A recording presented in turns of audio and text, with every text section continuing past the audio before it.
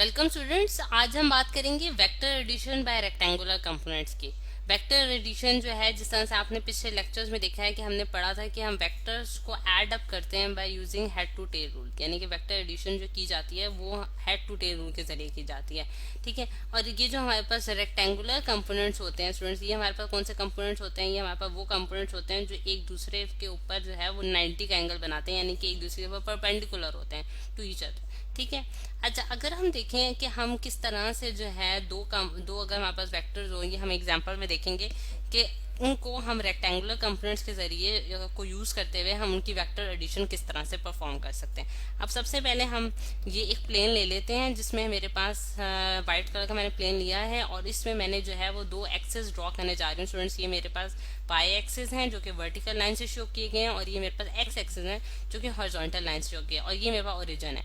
अब ये जो प्लेन होगा जो मैंने बनाया स्टूडेंट्स, ये मेरे पास एक्स वाई प्लेन कहलाएगा। ठीक है, एक्स वाई प्लेन हम इसे कहेंगे और इसके अंदर जो भी कंपोनेंट्स लाई करेंगे उनके बारे में हम ये कहेंगे कि ये एक्स वाई प्लेन के अंदर लाई करते हैं। अब यहाँ हम सबसे पहले जो है वो वेक्टर्स बनाने की कोशिश करते हैं। मेरे पास एक वेक्टर जो है ये है जिसे मैंने ए वेक्टर का नाम दे दिया है, और इसी तरह मैं एक और वेक्टर ड्रॉ करती हूँ स्टूडेंट्स। ये मेरे पास बी वेक्टर आ गया। ये मेरे पास क्या है? B vector. अब ए और बी वेक्टर को जब मैंने एड अप करना है स्टूडेंट्स, तो मैं using head to tail rule जो है बिल्कुल यही वाला वेक्टर जो है इसके हेड पे बनाने की कोशिश करूंगी। ये मैंने बी वेक्टर ड्रॉ कर लिया स्टूडेंट्स, और इसकी मैग्नीट्यूड और इसकी मैग्नीट्यूड जो है वो सेम होनी चाहिए। ठीक, और फिर उसके बाद उसकी डायरेक्शन भी सेम होनी चाहिए। अब इन दोनों को जब मैं एड अप करूंगी by using head to tail rule, तो मैं ये जो है इसका रिजल्टेंट जो है वो ड्रॉ करती हूँ। ये मेरे पास इसका स्टूडेंट रिजल्टेंट आ गया जो कि मैंने आर से डिनोट करूंगी, और आर जो है स्टूडेंट वो हमारे पास बराबर होगा ए प्लस बी के। ठीक है, ए प्लस बी के हमारे पास बराबर आ गया। अब अगर हम देखें कि हमारे पास हमने जो है simple head to tail rule use करते हुए जो है इन वेक्टर्स को ऐड अप कर लिया। अब हमने क्या करना है कि इनके जो रिजल्टेंट वेक्टर है इसकी मैग्नीट्यूड फाइंड आउट करनी है, इसकी डायरेक्शन फाइंड आउट करनी है। अब उसके लिए हम क्या करेंगे कि हर वेक्टर को उसके रेक्टेंगुलर कंपोनेंट्स में रिजॉल्व करेंगे। अब सबसे पहले हम ए वेक्टर को अगर उसके रेक्टेंगुलर कंपोनेंट्स में रिजॉल्व करें तो मैं ऑरेंज लाइन से ही शो करने जा रही हूँ कि डॉटेड लाइन, लेकिन यूज करूंगी डॉटेड लाइन यूज करूंगी कि ये मेरे पास इसका हॉरिजॉन्टल कंपोनेंट है जो कि मैं ए एक्स से डिनोट करने जा रही हूँ, और ये मेरे पास वर्टिकल कंपोनेंट आ गया जो कि ए वाई से डिनोट किया। और जैसे कि आप देख सकते हैं स्टूडेंट्स कि ये आपस में जो है वो 90 का एंगल बना रहे हैं। इस वजह से हम ये कहेंगे कि ये हमारे पास रेक्टेंगुलर कंपोनेंट्स हैं ए और बी के। ठीक है, अब ये ए का हमने कर लिया। इसी तरह बिल्कुल इसी पैटर्न पे चलते हुए हम बी के भी रेक्टेंगुलर कंपोनेंट्स में रिजॉल्व करेंगे। ये मेरे पास इसका हॉरिजॉन्टल कंपोनेंट आ गया students, and this is the vertical component. ये मेरे पास क्या होगा? बी एक्स हो गया स्टूडेंट्स, और ये मेरे पास बी वाई हो गया। ठीक है, ये हमने जो है ए और बी को उसके रेक्टेंगुलर कंपोनेंट्स में रिजॉल्व कर लिया। अब जो हमारे पास रिजल्टेंट वेक्टर है स्टूडेंट्स, उसको भी उसके हॉरिजॉन्टल और वर्टिकल कंपोनेंट्स में रिजॉल्व करते हैं। ये अगर यहाँ ये ओरिजिन से स्टार्ट हो रहा है, इस पॉइंट से स्टार्ट हो रहा है, और थोड़ी सी लाइन टेढ़ी हो गई है, यहाँ से हम दोबारा से पिक करते हैं कि ये हमारे पास स्टूडेंट्स जो है इसका आर एक्स आ गया है, और ये हमारे पास इस पॉइंट से लेके इस पॉइंट तक जो है ये हमारे पास इसका वर्टिकल कंपोनेंट आ जाएगा। ठीक, ये हमारे पास इसका स्टूडेंट्स आ गया हाँ वर्टिकल कंपोनेंट जो कि हमारे पास आर वाई है। ठीक, इस तरह से जो है वो हमने हर कंपोनेंट को जो है वो रिजॉल्व कर लिया है। ये हर वेक्टर को हमने रिजॉल्व कर लिया इसके हॉरिजॉन्टल और वर्टिकल कंपोनेंट्स में। अब स्टूडेंट्स हम कुछ नाम देना चाहेंगे जस्ट अपने ईज के लिए कि हम ताकि हम इसकी जो है रेजोल्यूशन जो है वो इजीली कर सकें।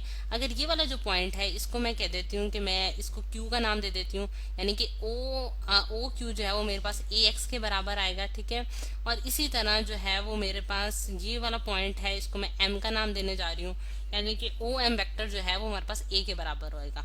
ठीक, यानी कि ओ से एम तक की जो लेंथ होगी वो बेसिकली ए वेक्टर का मैग्नीट्यूड को डिफाइन कर रही होगी हमारे पास। इसी तरह मैं जो है मैं ये पॉइंट जो है यानी कि ये पॉइंट मैं पी से डिनोट कर देती हूँ, और ओ पी जो है वो हमारे पास आर वेक्टर को रिप्रेजेंट कर रहा होगा।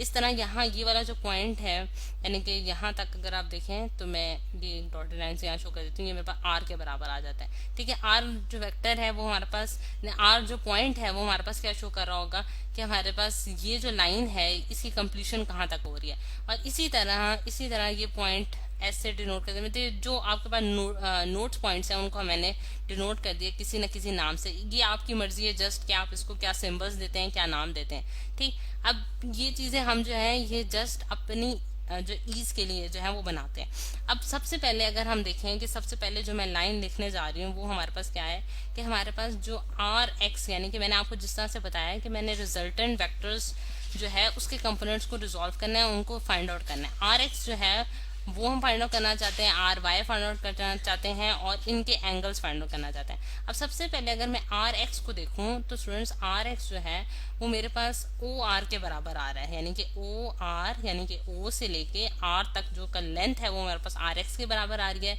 और आर एक्स यानी कि यहाँ मैं आर एक्स के बराबर इसको लिख देती हूँ। ठीक है, ये मेरे पास किसके बराबर आ रही है, O Q plus Q R. ठीक है, O Q plus Q R के बराबर आ गए, जैसा कि आप देख सकते हैं O Q plus Q R के बराबर आ गए स्टूडेंट्स।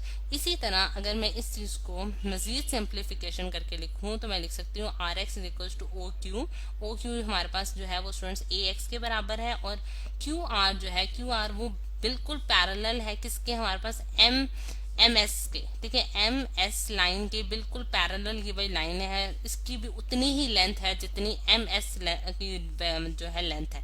ठीक है, जिसकी वजह से मैंने उसको उस चीज के बराबर लिख दिया, और उसकी भी एक रीजन है उसके बराबर लिखने की, क्योंकि मुझे इस चीज की वैल्यू नहीं पता कि ये किसके बराबर है, लेकिन मुझे ये पता है कि एम एस जो है वो बी एस के बराबर है। इस वजह से मैंने उस चीज को सिमिलर करके उसको बी एस के बराबर लिख दिया, यानी कि X component of the B vector. तो ये मेरे पास जो है ये एक इक्वेशन 1 आ गई है। ठीक है, इसी तरह अब मैं जो है वेक्टर लिखूंगी, यानी कि आर ये जो हमारे पास आर वाई है इसको भी हम लिखेंगे R Y is equal to, R Y जो है वो हमारे पास किसके बराबर आ रहा है, आर पी के बराबर आ रहा है स्टूडेंट्स, और आर पी जो है वो हमारे पास किसके बराबर है, R S plus S P के बराबर है। ठीक है, और आर वाई जो है वो हमारे पास आर एस जो है स्टूडेंट्स वो हमारे पास किसके बराबर आ रहा है, वो हमारे पास बिल्कुल सिमिलर है क्यू एम के बराबर है। ठीक है, यहाँ मैं लिख देती हूँ आर एस जो है वो हमारे पास किसके बराबर आ रहा है, हमारे पास क्यू एम के बराबर आ रहा है। ठीक है, और प्लस एस पी जो है स्टूडेंट्स वो जैसा कि आप देख सकते हैं कि वहाँ पर बी वाई के बराबर आ गया।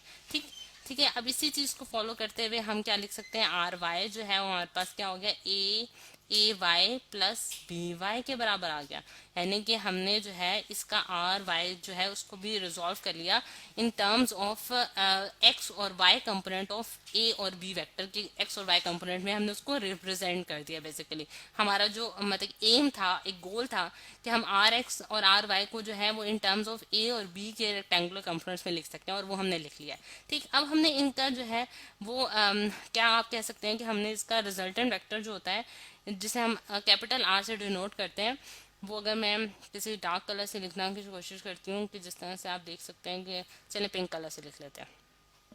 आर जो है स्टूडेंट्स वो हमारे पास क्या आ जाएगा, R X I hat plus R Y J hat, ये तो मैंने उसका वेक्टर लिख दिया, यानी कि वेक्टर आई हैट जो है वो स्टूडेंट्स क्या शो कर रहे हैं, unit vector in the X direction, और जे हैट जो है वो unit vector in the Y direction show कर रहा है, यानी कि आर एक्स जो है उसका मैग्नीट्यूड हो गया और ये उसकी डायरेक्शन होगी। इसी तरह ये मैग्नीट्यूड है और ये डायरेक्शन है हमारे पास।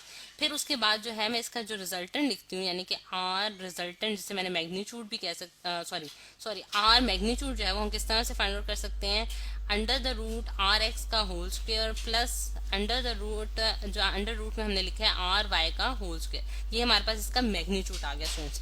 अब मैग्नीट्यूड में तो हम इस तरह से फाइंड आउट करेंगे। अब इसमें जब मैं आर एक्स और आर वाई की वैल्यूज डालती हूँ तो मेरे पास क्या आ जाता है कि ये हमारे पास किसके बराबर आएगी, under the root are X जो है ये हमारे पास किसके बराबर आ रहा है, ए एक्स प्लस बी वाई का होल स्क्वायर प्लस ए वाई प्लस बी वाई का होल स्क्वायर। ठीक है, यहाँ भी हमारे पास स्टूडेंट्स क्या था, सॉरी ये एक्स है। ठीक है, ए एक्स बी एक्स प्लस ए वाई बी वाई का होल स्क्वायर। ठीक है, और ये हमारे पास इसका क्या आ गया स्टूडेंट्स, हमारे पास इसका मैग्नीट्यूड आ गया।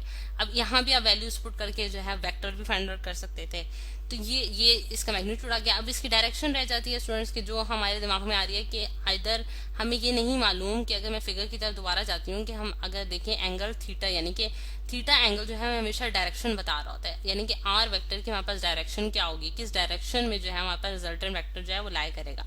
तो वो चीज हम जो है वो कैसे फाइंड आउट कर सकते हैं, थीटा से फाइंड आउट कर सकते हैं, और थीटा जो है वो tan इनवर्स ऑफ हमारे पास क्या होगा, r y divided by r x के बराबर हो जाएगा। और अगर इसकी वैल्यूज पुट करूं स्टूडेंट्स तो tan इनवर्स ऑफ हमारे पास क्या आ जाएगा, a y plus b y, just उसकी वैल्यूज को मैं उसमें पुट करने जा रही हूँ, प्लस बी एक्स आ जाएगा।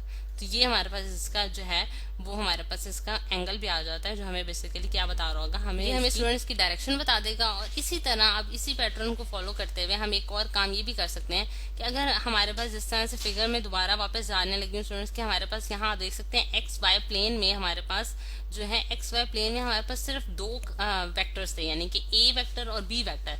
ठीक है, लेकिन अगर हमारे पास कोई ऐसा प्लेन हो, यानी कि एक्स वाई प्लेन ही फॉर एग्जांपल हो, लेकिन उसमें हमारे पास लार्ज नंबर ऑफ कंपोनेंट्स हो, जिस तरह से ए बी सी डी, मतलब कि इस तरह हमारे पास बहुत सारे वेक्टर्स उसमें लाई कर रहे हो। ठीक है, और वो जो ये सारे वेक्टर्स होंगे इनको हम क्या करेंगे, को प्लेनर वेक्टर्स कहलाते हैं। ये को प्लेनर इनको क्यों कहा जाता है स्टूडेंट्स के, ये एक ही प्लेन में लाई कर रहे होते हैं। ठीक है, को प्लेनर वेक्टर्स हम इन्हें कहते हैं। और अगर ये वेक्टर्स लाई कर रहे हो तो उनका रिजल्टेंट जो है वो क्या होगा हमारे पास, ये एक क्वेश्चन राइज करता है और इसका आंसर हमें उसी चीज से मिल जाता है कि जो हमने दो वेक्टर्स के लिए अपना पूरा फॉर्मूला बनाया है वही फॉर्मूला जो है वो n नंबर ऑफ वेक्टर्स के लिए भी होल्ड करेगा। यानी कि आपने x कंपोनेंट्स को a x b x plus C x plus dot dot dot up to so on, जितने भी आपके पास वेक्टर्स हैं उनका होल स्क्वायर आपने उसके x कंपोनेंट को ऐड कर लिया।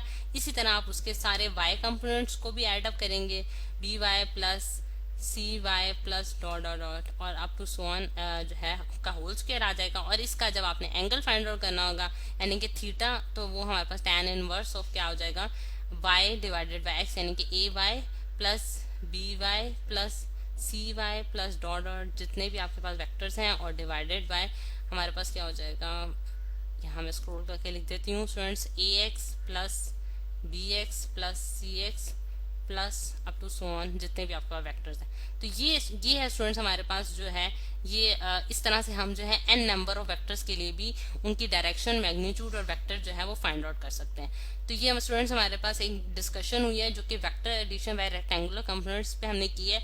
नेक्स्ट लेक्चर में जो है हम यही स्टेप्स को रिपीट करेंगे और मैं आपको इनको याद करने का जो है वो एक मतलब प्रॉपर वे बताऊंगी कि आप किस तरह से इसे याद कर सकते हैं। और फिर हम देखेंगे कि हर जगह जो है यही रूल यूज हो रहे होंगे कि जिसके जरिए हम वेक्टर एडिशन करेंगे, उसका वेक्टर फाइंड आउट करेंगे, फिर उसका मैग्नीट्यूड फाइंड आउट करेंगे और फिर उसका एंगल फाइंड आउट करेंगे।